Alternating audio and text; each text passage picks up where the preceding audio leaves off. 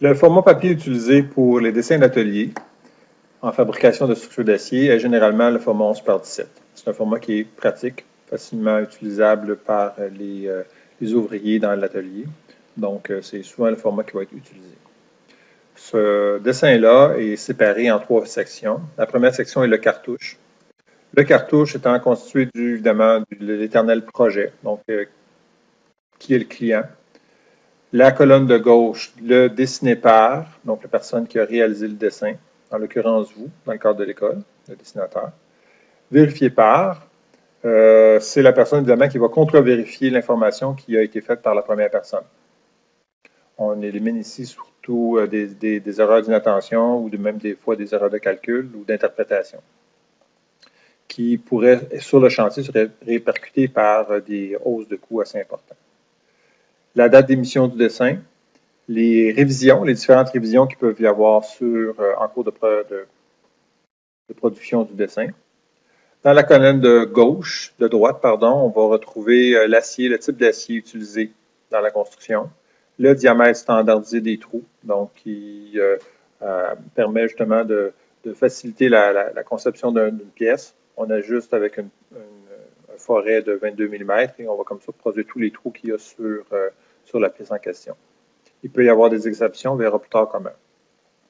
La case peinture, qui peut être autant une peinture qu'un après, tout dépendant des besoins du projet. Et la qualité, le type de soudure qu'on va retrouver sur la pièce en question. La deuxième partie, c'est le tableau des pièces. Donc, on va comme ça pouvoir détailler chacune des pièces. On voit sur l'image présentement qu'on va retrouver la pièce principale avec des plaques d'acier, différentes cornières qui vont être disposées à différents endroits. Donc, le tableau va nous permettre de pouvoir, comme ça, détailler chacune des pièces. La pièce principale étant évidemment la plus grosse partie de la poutre dans ce cas-ci. On va l'identifier avec une marque de montage qu'on va spécifier avec une lettre qui va identifier le genre de pièce. Donc, on voit ici qu'il y a un B. Le B, c'est pour beam en anglais, donc une poutre. Et le numéro qui va identifier plus spécifiquement chacune des pièces. Cette marque de montage-là va être très utile également sur le chantier où est-ce qu'on va s'en servir pour pouvoir identifier telle pièce va à tel endroit. Dans la deuxième colonne, on retrouve quantité.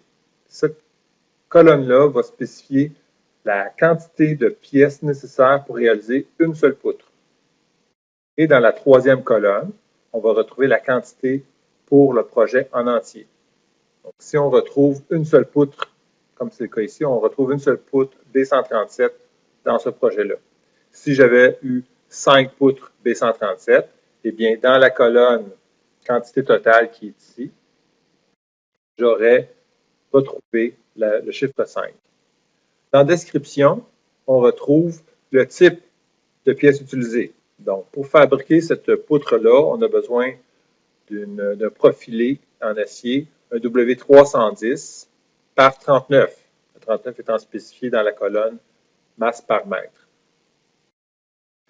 Les deux colonnes suivantes, indiquées M minuscule et MM en minuscule, étant la longueur en mètres et la quantité de longueur en millimètres. Donc, la poutre va mesurer, donc le profilé 310 par 39 va mesurer 5 mètres et 330 mm.